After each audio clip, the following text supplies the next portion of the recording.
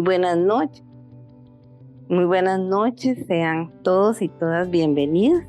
Hoy tenemos a Waldina de Honduras con un tema importantísimo en este día a día en OA, que eso es los obstáculos en la recuperación. Recordamos a la compañera que tiene 45 minutos para su exposición. Acordamos que 5 minutitos antes yo le avisaría y después de esto detenemos la grabación y viene la parte de preguntas. Así que bienvenida, Guardina. Adelante. Y muchísimas gracias por estar aquí. Gracias a ustedes por el favor de dejarme compartir y de permitir este servicio. Bueno, mi nombre es Waldina y soy comedora compulsiva de Honduras. Y tengo exactamente 4 años. Empecé aquí en el 2020 en comedores compulsivos y tengo 4 años de estar en la hermandad. Abstinente solo por hoy, afortunadamente, y con un cambio de vida enorme, ¿verdad? Enorme, ¿verdad? Son 2 personas. Yo siempre comento esto porque en mi país, por ejemplo, la gente dice que esta Waldina es la hija de la otra Waldina, porque la otra era gordita, a Margarita, así, ¿verdad? Relacionando quizás el cambio con la edad, pero lo cierto es que, y ahora claro, me veo, estoy delgada, estoy cambiada por fuera, pero más que todo cambiada por dentro. Y eso es lo que ha sido más observable desde mi propia familia hasta la gente que está a mi alrededor. Y eso particularmente es lo que creo que hizo la diferencia. O sea, cómo empieza este proceso en mí. Yo llegué a UA un 28 de febrero del 2020, antes de que nos encerraran por la pandemia. En esa ocasión, yo recuerdo que lo que me sucedió fue que después de mucho tiempo de intentarlo, con 250 libras, no sé de cuántos en kilos en mi país en libras, pero 250 libras era lo que pesaba.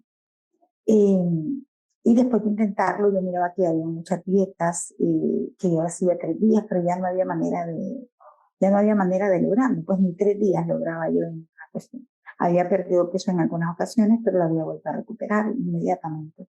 Entonces, en esa ocasión, yo pensé así, yo dije, lo que a mí me pasa no es normal, porque no relacionaba porque yo comía tanto. Entonces yo decía, lo que a mí me pasa no es normal. Esto así como yo como no es algo normal, aquí algo debe estar mal. Entonces yo empecé a buscar en internet, empecé a buscar así cosas como gente que come mucho, porque yo decía, si hay algo para los que beben mucho, debe haber algo para los que comen mucho también. Entonces yo dije, empecé a buscar gente que come mucho, gordos anónimos, hasta buscar cartones anónimos, cuestiones de ese tipo. Y encontré OA, y ahí vi comedores compulsivos anónimos. Y yo dije, esto debe ser. Entonces yo entré ahí y ese mismo día me invitaron a una reunión por la noche. Curiosamente, esa estación donde fue esa reunión se llamaba Estación Esperanza, que era lo que yo necesitaba en aquel momento. Entonces ahí entendí, en esa vez hablaron de todo lo que, bueno, lo que ya comentamos muchos comedores, el hecho de que parece que los libros se hubieran hecho para nosotros, de que la gente que escribió nos conociera el dedillo, ¿verdad? Porque casi todos tenemos los mismos líos. Entonces ahí en esa ocasión se habló de muchas cosas que me estaban pasando a mí, de los defectos de carácter, del plan de comida, de compulsivos. Y yo realmente en aquel momento yo me di cuenta que eh, cómo inicio la rendición. Yo lo comento, a mí no me costó mucho rendirme, porque yo cuando llegué estaba agotada. O sea, mi fondo de dolor llega por una necesidad. O sea, yo necesitaba estar rendida porque ya estaba cansada. Entonces yo ya no peleaba con eso porque decía, no, esto, aquí me lo explican y yo entendí que eso era y que no había nada más que decir. Yo era comedora compulsiva, definitivamente yo soy eso, y yo voy a hacer lo que me pasa. Entonces, al siguiente día, sin esperar tanto, yo ya tenía un plan de nutricionista, porque ya saben que todos hemos ido a nutricionista, entonces empecé con eso y inmediatamente, ¿verdad? Inmediatamente. Entonces, como en ese momento ya pasó, una de las cosas de las que me di cuenta es que de lo primero que yo tenía que era todo lo que significa recuperación, por muy duro que suene, yo tenía que dejarlo porque si no se convertía en un obstáculo para mí. Lastimosamente, cuando hablamos de esto, mucha gente quizá diga, eso es cruel. Sí, pero es que la adicción es cruel también. La adicción es cruel. Y la adicción hay personas que te la provocan, hay situaciones que te la provocan, hay entornos que te la provocan. Entonces yo tenía que mediar entre una cosa y otra. Y una primera situación en la que me encontré comiendo siempre era una situación de pareja. Ahí yo entendí, ese vínculo es lo primero, porque aquí con esta pareja solo como, yo ya no me entiendo con él en nada, solo como. Y entonces eso fue lo primero que yo quité, ¿verdad? O sea, fue extraño, creí que me iba a ver más, pero no, o sea, no mantenía un vínculo así tan apegado, me daba cuenta. Y también me di cuenta que mi recuperación era más importante. Empecé un camino de aprendizaje de una persona que durante mucho tiempo estaba muy enferma internamente y eso me provocaba comer. Entiendo yo que, ahora lo entiendo que mala gente no soy, pero yo sí tenía muchas actitudes de una mala persona. Entonces después, como no era capaz, porque yo tengo un ego demasiado grande, como para, digamos que yo siempre ubiqué a las personas por un estatus. Es decir, como yo soy académica, mi mundo está lleno de académicos, pero el que no era académico, yo me di cuenta porque alguien lo comentó, ella excluye al que no es académico. Quizá yo no lo hacía pensado, pero al final excluía a la gente. Y pensaba que lo podía controlar todo y también pensaba que yo era el poder superior de mucha gente. ¿Por qué? Muchas veces pensé que, inclusive me atreví a decir cosas como, yo me meto porque es por el bien de ellos. O sea, yo soy la que sé y puedo decir y puedo influir en ellos porque yo sé lo que les conviene a mi familia, a mi hijo. Yo soy viuda y tengo un hijo. Entonces, ¿verdad? Entonces, en él sobre todo, quise influir siempre de mala manera. Entonces, entonces después ahí empecé a darme cuenta cuáles eran esos detonantes de dolor que yo tenía. Por ejemplo, después de haber dicho una sarta de groserías a cualquier persona, hasta dejarla en su mínima expresión, decirle que no sabía nada, decirle que no era nadie, ese tipo de cosas, yo terminaba llorando y terminaba comiendo. Muchas veces me encontré comiendo con lágrimas, ¿verdad? Y yo me daba cuenta ahí, después de tiempo, después de que entendí que el poder superior no era mi mandadero, ¿no? Sino que yo tenía que tener disponibilidad para que él actuara en mí. Entonces, en ese sentido, yo entendí que internamente mala gente no soy, pero como un ego tan grande, yo no era capaz de ir a pedirle disculpas a nadie. Entonces, como no podía disculparme, lloraba. Y como no bastaba, entonces comía. Entonces, a cada atracón de palabras con alguien, yo venía y comía. A cada ofensa, sin disculpa, comía. A cada estrés provocaba por la exigencia que yo me hacía, porque obviamente cuando consideras que sos un Dios para los demás, tienes que exigirte mucho, ¿no? Y cuando no podía lograrlo, comía. Entonces ahí empezó una forma de trabajo en donde yo tenía que entender que eh, yo no soy Dios. O sea, y otra cosa que también durante mucho tiempo lo escuché, era que yo no podía influir, yo en la única que podía influir era en mí, y ahí en nadie. Y una de las cosas que busqué y que me provocó mucha tranquilidad aquí, fue saber que era aceptada, que era aceptada. Yo llegué a pensar, fíjense, que yo no tenía resentimientos aquí. O sea, yo dije, no. Cuando yo escuchaba a la gente, es que soy resentido, dije, no, yo no tengo resentimiento. Es que el que tiene resentimiento es porque la gente le significa demasiado. Y para mí la gente no significa nada. Yo no le tengo resentimiento a nadie. Así es, porque eso es darle mucha importancia a las personas. Ese nivel de ego tenía yo. Ese nivel de ego. O sea, es una cosa increíble, ¿verdad? Con mi hijo, por ejemplo, que es la parte más cercana a mi vida, porque a él, por ejemplo, le hice mucho daño queriendo arreglar su vida. Él es un hombre, pues, ¿no? Y entonces alguna vez me dijo, mamá, tenés que entender, solo para que vean el nivel de ego, ese es el principal defecto de carácter que yo tengo. Me dijo un día, mamá, eh, la gente no es perfecta, me dice, tenés que entender. Entonces me dijo, y yo le contesté, ¿cómo la gente no es perfecta? Y le contesté, pues hay que intentarlo. Yo le contesté, hay que intentarlo. porque hay que buscar ser perfecto. ¿Sí? O sea, el nivel de ego condenado. Entonces, y claro, después de hacer eso, quizás internamente me arrepentía, pero como tampoco era capaz de bajar de esa altura donde mi mente andaba, a donde estaba la persona, entonces obviamente yo comía, ¿no? Entonces era lo que hacía. En OA entendí que haciendo un nivel de pasos, por ejemplo, entendí, he hecho muchos he recorrido varias 24 horas y también he hecho muchas secuencias de pasos ahora. Creo que llego a mi séptimo recorrido, pero en el primero fue el más fuerte porque lo estaba aprendiendo. O sea, yo cada paso lo descuarticé, lo desglosé, lo leí, lo escuché, lo hablé, etcétera, ¿no? Y entendí pues que cada vez que el ego puede apoderarse de mí, yo tengo que volver al paso uno y entender que soy impotente ante la comida. ¿De cuál es el principal obstáculo que encuentro yo muchas veces? Yo misma, yo misma. La primera que tengo que poner siempre es Waldini, porque ella es su principal obstáculo es ella misma. Ella misma que quiere volver a su ego, ella misma. Aquí aprendí también, en ese camino de recuperación, yo aprendí que cuando una persona llega aquí, la primera forma de recuperación está en tu cuerpo. En mí, por ejemplo, casi a las 2 semanas se había manifestado. Yo perdí, en todo este camino, he perdido 85 libras. No he vuelto al peso que yo tuve, que eran 250, 255 libras. Actualmente tengo 179 libras de peso. Y digamos, coqueteo ahí con unas 15 libras, porque el médico dice que yo debo llegar a 165 libras.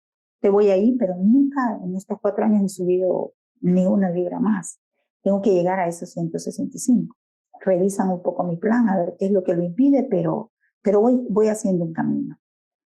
En ese caminar me di cuenta que la recuperación física llegó relativamente rápido, porque durante 2 años yo no perdí la abstinencia en ningún momento. Durante 2 años y medio casi, yo no perdí la abstinencia en ningún momento. O sea, entonces ahí perdí la mayoría de peso. Y ahí, en esa recuperarse de mi cuerpo, entendí que lo único que podía provocar abstinencia buena era que yo lograra mantenerme serena yo. Y si yo mantenía serenidad, yo iba a mantener recuperación. De eso estaba segura yo. Entonces ahí fue donde vino una segunda parte, ¿verdad? Los 24 primeros pasos, los primeros 24 meses y mis alimentos compulsivos. Ahí vino esa primera parte. Entonces ahí aprendí mi perfil de comedora compulsiva, fue lo primero. Entendí que yo tenía un perfil de grandes cantidades. Aprendí que yo tengo un perfil de dulcera a morir, ¿verdad? Los dulces me encantan a mí. Aprendí que hay un alimento que es como el alcohol para el alcohólico, para mí, que es el arroz. Eh, Aprendí que con cada situación equivocada de vida, yo voy a acercarme a esos alimentos. ¿Sí? Aprendí que con cada contacto con alguna persona que me es nociva, yo podría volver a esos alimentos. Y aprendí que conociendo mi perfil, debía emprender un camino de un plan de comidas y un plan de acción que me permitiera dejar el pasado y vivir solo por hoy. Uno de los principales obstáculos que yo encontré era el desorden en mi propia vida, porque yo siempre estaba confundiendo pasado con futuro, más no presente.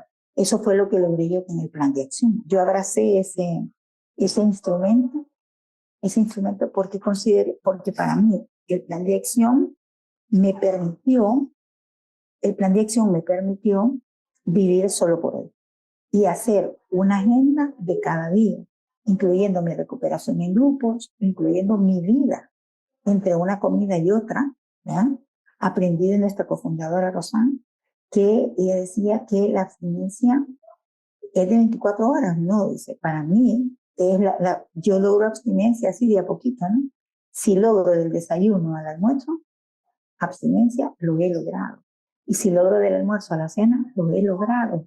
Y si logro dormir hasta el otro día sin comer algo, lo he logrado. Entonces entendí aquí mismo en OA que entre cada comida la vida. Y así tomé el instrumento del plan de acción. Yo en ese plan hasta la fecha lo manejo como una agenda. Ese plan para mí significa colocar la reunión que tengo, la oración que debo hacer, el momento de ejercicio en el que debo incluirme. El plan de comida forma parte de ese plan de acción. En ese plan de acción, la comida es otra de las actividades, no es el centro del plan de acción.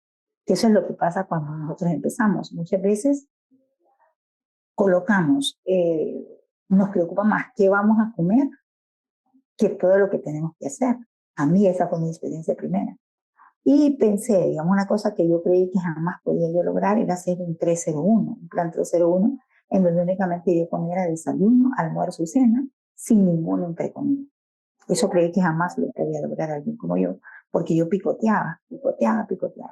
Pero entonces el plan de acción lo procuró. Para mí, el plan de acción hasta la fecha me permite vivir el ahora. Y es maravilloso porque voy haciendo check. Eso colocó orden en mi diario vivir. Eso permitió que viviera el presente, no el pasado ni el futuro. Y esa es una herramienta que a mí, particularmente teniendo esta experiencia, me da serenidad. Porque todo lo que yo procuro en un día lo puedo lograr. Ahora, si yo quiero lograr cosas de aquí a 20 años o de aquí a 10 días, ahí yo no sé. Pero si yo quiero lograr lo de hoy, ahí sí se puede. Y eso me da serenidad. Y para mí, la serenidad es abstinencia. Así fui viviendo yo 24 meses, ¿eh? y apartándome día con día de los alimentos compulsivos. Esa es la fuerza que hago, yo los he reconocido muy bien. Por ejemplo, yo puedo colocar, eh, ahora pues cada vez menos, ya casi no utilizo azúcar, pero para mí colocar la mitad de un sobrecito en un café no significó un elemento una línea de compulsión, nunca me compulsioné con eso. Pero lo que sí era provocador de compulsión es ver un postre, eso sí. O sea, para mí es compulsivo lo que ya trae azúcar. Lo que ya la trae, si yo se la voy a colocar, no entro en conflicto. Pero si ya la trae, para mí es la muerte. Yo pruebo eso y nada de pedacitos. Yo no entiendo de pedacitos. Yo entiendo de comida, porque como mi perfil es de grandes cantidades, yo tengo que hacer medición, no, confieso, yo no mido, yo no peso, yo tengo un plato, estos que dan los médicos, que son medidores en sí mismos, y con eso lo he logrado. Con eso lo he logrado. Pero a mí, por ejemplo, uno de los obstáculos que me provocó mucha ansiedad fue el reloj, fue la pesa, la báscula de alimentos. A mí me provocó una ansiedad terrible, ¿verdad? De hecho, que cuando tuve una recaída que no duró mucho, duró solo 3 días, y pude volver al camino gracias a la madrina, gracias al foro superior, gracias al servicio y a los grupos. Eh, Fíjense que fue porque empecé a pesar la comida. O sea, yo me acuerdo bien, me provocaba una ansiedad aquello, que no sé, que lo crudo y lo consigo, y que entonces no. Entonces yo entendí que mi forma yo había tenido muchas restricciones a nivel de dietas, a nivel de lo restrictivo. Entonces yo necesitaba hacer algo más sencillo. Cuando yo quiero, y después de ese, entonces fue uno de los primeros obstáculos que yo con mucho dolor tuve que vencer, porque como toda la gente hablaba de pesar, entonces yo decía, si yo no peso, no lo voy a seguir logrando, pero más bien recaí cuando empecé a pesar, ¿verdad? Eso fue, de ahí pretender hacer más de lo que yo puedo. Busqué como ya había logrado muchas cosas a nivel de la alimentación, yo quise lograr, entonces fue otro obstáculo empezar a restringirme más de lo que mi cuerpo aguantaba. Ahí también estuve a punto de recaer. Cuando quise comer cosas que yo no aceptaba comer porque no tengo por costumbre. Yo aquí soy bien sincera. Aquí muchas veces, eso me lo dijo una madrina de alimentos, yo también lo vivo, pero por ejemplo, en la vida de un comedor no hay magia, por lo menos no en la mía, esa es mi experiencia personal. En mi vida no he ido más bien. No es que porque a mí no me gustaban los vegetales, ahora me gustan, no me gustan. Siguen sin gustarme. Y busco la manera de comerlos, pero los como poquitos, a mí no me gustan. Y entonces yo sustituí por frutas, sustituí por ensaladas verdes que me encantan. Eh, Sustituir por agua, que es un tema interesante para mí, y sustituir por café, que es un tema interesante para mí. Debo decirles que en los años en donde perdí el peso, lo hice tomando una Coca-Cola Light al mediodía. Lo hice así, o sea, no la quité. Porque claro, quien se tomaba 3 litros diarios, tomar una Coca-Cola una de son chiquitillas que venden aquí en mi país, eso era haber logrado mucho. Así que yo no la quité. Y igual perdí peso. Entonces yo entendí que si las cosas tenían una disciplina para mí, una disciplina que no me provocara ansiedad, sino serenidad, y eso gracias al plan de acción, logré colocar entre una comida y otra actividades que me permitían no solo pensar en comida, sino pensar en lo que tenía que hacer. Lo hacía y en ese interín llegaba el almuerzo. Seguía trabajando y en ese interín llegaba la cena. Y seguía y me dormía y en ese interín llegaba la mañana. Así fueron pasando muchas 24 horas. Y el plan de acción sigue siendo una herramienta de oro para mí. En la noche checo lo que no se hizo y lo puedo poner en las siguientes 24 horas. Entonces, esas cosas me ayudaron bastante. Entonces, esos son obstáculos a vencer. Querer hacer cosas que mi cuerpo no soporta, que mi paladar no acepta, porque definitivamente eso es lo que va a provocar es que tarde o temprano yo recaiga. Entonces eso es lo que yo, aquí hay un lema que siempre dicen, hay que hacerlo sencillo, sencillo para que funcione. Pero mire, nosotros tenemos una experiencia del ejercicio, por ejemplo, que la gente quiere empezar el primer día con 3 horas, porque cree que ahí va a perder todo lo que no perdió en años, con 3 horas de ejercicio, pero al otro día no sigue porque está cansado. Yo empecé con 10 minutos, porque eso es lo que mi peso aguantaba. Entonces, yo en mi experiencia, ha sido difícil, sí, pero cada vez que yo encuentro la dificultad en lo estricto de mi plan, una situación que puede hacerme recaer, yo vuelvo al inicio. Yo vuelvo a lo básico, como dice, volver a lo básico. ¿Qué era lo básico? Mi primer plan de comida. Ahí donde era el desayuno y la almuerzo cena, que me gustó y que me gusta, y que no tengo nada que objetar. Me hice los exámenes en octubre y no tengo ningún nivel malo. Como dicen aquí, hay algunas cicatrices que yo le hice a mi cuerpo y las estoy pagando, obviamente. Tengo una afección en una rodilla que está tratándose. Eh, Fui diagnosticada con diabetes hace como 2 años, pero después de haber perdido el peso me quitaron el medicamento. Pero eso no quiere decir que no lo soy, o sea, tengo que cuidarme. Pero igual me quitaron el medicamento, que eso ya es un tema de volver a nacer, ¿verdad? Entonces eso es un tema de volver a nacer. Después, ¿cómo voy continuando? O sea, ¿y qué otros obstáculos encontré? Ya les he mencionado algunos en este vivir, ¿verdad? La pesa, no hacer el plan de acción es un obstáculo. Eh, Creer que ante un alimento que contiene azúcar yo me voy a resistir. Yo he llegado algunas veces a salirme de los lugares donde existen esos alimentos. O sea, si tienen un lugar, yo desde que ya siento que lo van a poner, yo no voy a salir. Porque ante un alimento de ese tipo, yo sé que yo no podría. A eso le tengo un gran terror, porque no puedo. Y con eso no puedo. O por ejemplo el arroz en todas sus formas. Es el enemigo más grande que tengo yo. Y después descubrí que tenía que ver con un tema ahí el arroz. Yo descubrí en mi valoración de cada día, yo encontré que el arroz tenía un sentido por mi infancia. Yo venía de una familia y de un entorno bien pobre. Y el único alimento que significaba para nosotros en abundancia era el arroz. En el arroz yo encontraba la delicia de entender que no tenía que medir.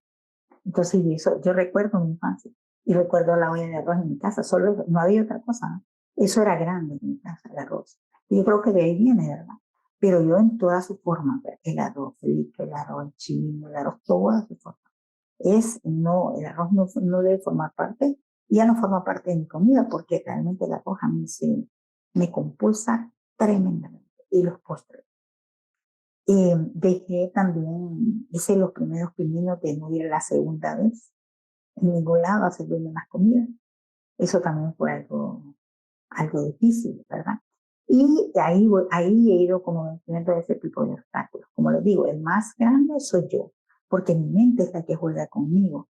Es mi mente la que dice, ay, Guardiana, si te has hecho un montón de cosas, eso lo vas a poder lograr.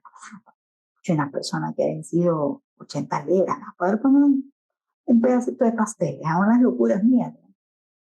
Pero no vas a lograr, no olvídate. O sea, yo soy el obstáculo número uno. Después, así voy continuando, ¿no? Venciendo un día a la vez cada obstáculo que se me presenta. Después empieza la situación de mi vida y Dios. Paso 2 y paso 3. Mm. Eh, el poder superior significó en mí, yo soy una creyente siempre, ¿no? Pero una fe tan valiente, tan valiente, tan valiente. No soy agnóstica, soy una mujer que cree en Dios. Para mí el poder superior es Dios. Con todo y que me peleo con él, pero es mi poder superior es Dios. Entonces, pero hasta ahí yo fui una persona que yo siempre digo, yo me pagaba y me daba el poder. Eso no necesitaba nada de más ni de un Dios. Aquí entendí también cómo Dios se había convertido en mi mandadero.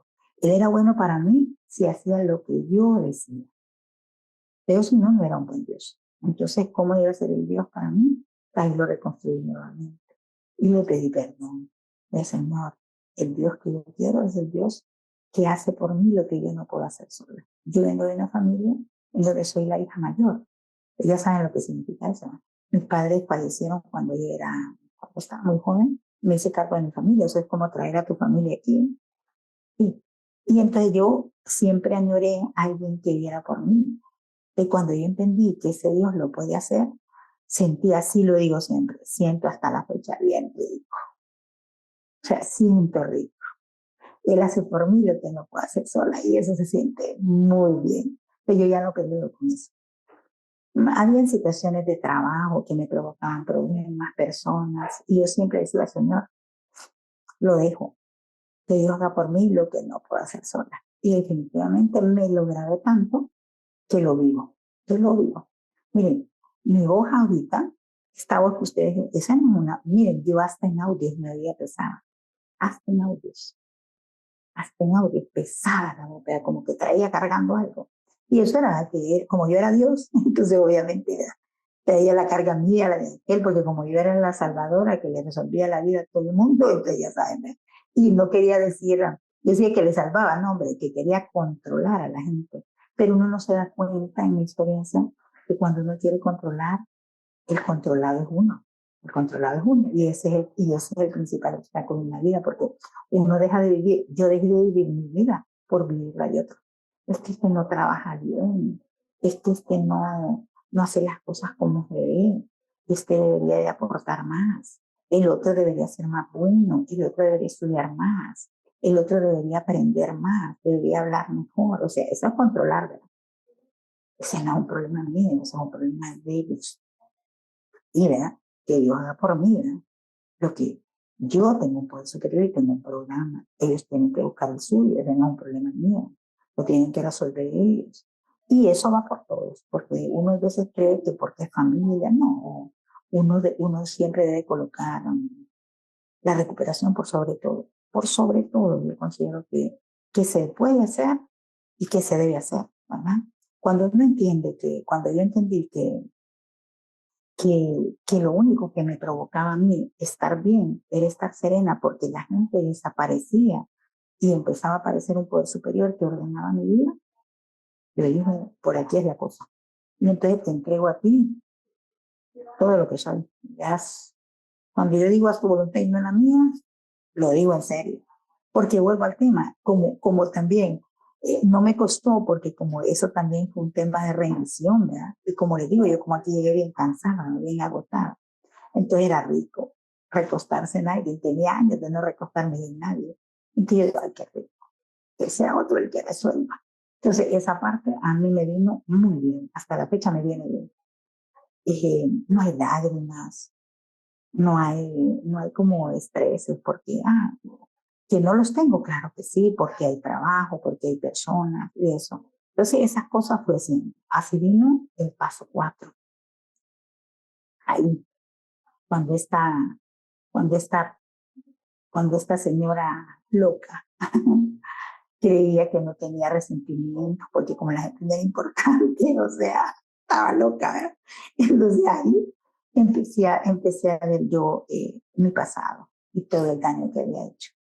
Ahí estuvo, y sobre todo me di cuenta del daño que le hice a la gente cercana a mí y cómo quise castrar a esa gente en aras de ayudarla. Miren, me encontré hablando de personas a nivel de su inteligencia, descubrí tantas cosas en ese paso. Y así siguió el paso 5, el 6, así, trabajando todo, confesando lo que me había pasado, hasta que hice esa lista de las personas a quienes le hice daño. Y sí, en el primer paso fui donde cada una de esas personas, empezando con mi hijo. Tuve el coraje de decir a aquel niño que ahora tiene 26 años, perdona a tu mamá, está loca, ya no me voy a meter. O sea, perdona, yo sé que te exigí más y eso yo no tenía derecho porque es tu vida. Aprendí a entender cosas, por ejemplo, como yo soy una académica, yo quiero que toda la gente sea académica, hasta mi hijo. Entonces aprendí que todo iba a su paso. Ahora él estudia porque él decidió estudiar, ya no porque yo lo obligué. Me costó, ¿verdad? Y yo creo que más bien yo castré sus propios deseos, quizás en nombre de un amor dañino, ¿verdad? Que yo creía que era un buen amor, pero al final no. Entonces ahí yo entendí que todos se merecen la oportunidad de actuar según ellos consideran. Y que Dios el que debe hacer por ellos lo que ellos no pueden hacer solos. Pero no Gualdina, porque Gualdina no es el poder superior. Entonces eso también alivió mucho, mucho mi relación con ese niño, que ya es un hombre, ¿verdad? Y yo tengo ya 4 años de no pelear con él. En mi casa esas cosas, antes hubo momentos en que yo no podía llegar a mi casa porque solo la pelea iba. Pero es eso, porque yo siempre me estaba fijando en los defectos de él, porque como yo no tenía defectos, ¿verdad? Como yo no tengo defectos, porque como soy perfecta. Entonces ese tipo de cosas me pasaron a mí. Entonces por eso les digo, el obstáculo más grande que yo tuve en la recuperación fui yo. He sido yo siempre.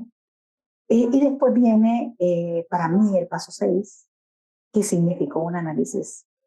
Yo sí me quité el pantalón corto para ponerme un largo. Yo sí, porque todo eso son niñerías las que yo, una inmadura. Y lo único que de todo el tránsito de pasos me da pesar, yo tengo 58 años, voy a cumplir 59, nada más que hoy soy la hija de aquella señora, porque aquella señora sí parecía de 60, esta dice que mira más joven, y soy la hija de aquella señora. Entonces, en el paso 6, solo me quedó un pesar, ¿verdad? En el tránsito de pasos y el hecho de que yo dije, hombre, ¿por qué no los hice desde que tenía 30 años? ¿Qué vida más feliz hubiera vivido? Esa es la única puerta que me condujo al pasado, que no tenía miedo. Yo dije, eso, ay, Dios, sí, pues, yo tenía que haberme conocido antes, hombre. Qué sufridera me evité. Pero bueno, ya está hoy aquí y él está ahí siempre, ¿verdad? Entonces así fueron cada uno de los pasos. Encontré en el paso 10 una forma de vivir. Yo actualmente siempre me encuentro en modo reparación, ¿verdad? Siempre. Porque yo lo que trato es de seguir haciendo mis inventarios día con día, y si me equivoco lo reparo inmediatamente. Yo no dejo que nada se me convierta en pasado. Es aquí y ahora, porque si yo lo dejo ahí como resentimiento, ahí la cosa, ahí Gualdina peligra. Y yo si hoy tengo que pedir disculpas, hoy mismo, ay, no, perdona, no era eso. Con un estudiante, mire joven, eso no funciona así. No, permítame un momento. No, mire, no, eso no funciona así. Ese proceso se hace así. Sí. Porque la voz, no crean, el ego está ahí. El ego es un demonio ahí, ¿verdad? Y entonces ese tipo de cosas me suceden a mí. El paso 10 es el paso en el que yo me quedé. Yo estoy en modo de reparación, permanentemente estoy en modo de reparación. Entonces esa es la herramienta también más grande a nivel de los pasos. Hay otra herramienta que me ayudó, por ejemplo, el servicio versus la abstinencia. El servicio me contiene, los grupos me contienen, llamar a un compañero, servir como madrina me contiene. Así que el servicio lo hace la gente por mí, no yo por ellos, ¿verdad? Por ejemplo, ahorita hablar con ustedes y compartir con ustedes me da esa tranquilidad de que de que estoy compartiendo una realidad de mi vida que cambió y que puede ayudar a otros a cambiar. Es un mensaje. Entonces, en ese sentido, el servicio significa para mí contenerme, contenerme. Cojo servicios en donde hay más peligro, ¿verdad? Los domingos en la noche, ahí hay más peligro. Entonces mis servicios están los domingos en la noche o los sábados en la mañana, porque antes un recuerdo de vida era que yo los sábados, como estoy relajada, porque como para una comedora como yo, el relax es comer, ¿verdad? El regalo del relajamiento, los absolutos, ¿verdad? Mucha relajación, comer, mucha tristeza, como, mucha felicidad, como. Entonces yo, los momentos, por ejemplo, trabajo de lunes a viernes, entonces el sábado relax. Y yo digo, ah, qué rico, yo quisiera una. Ya empieza a fabricar, ¿verdad?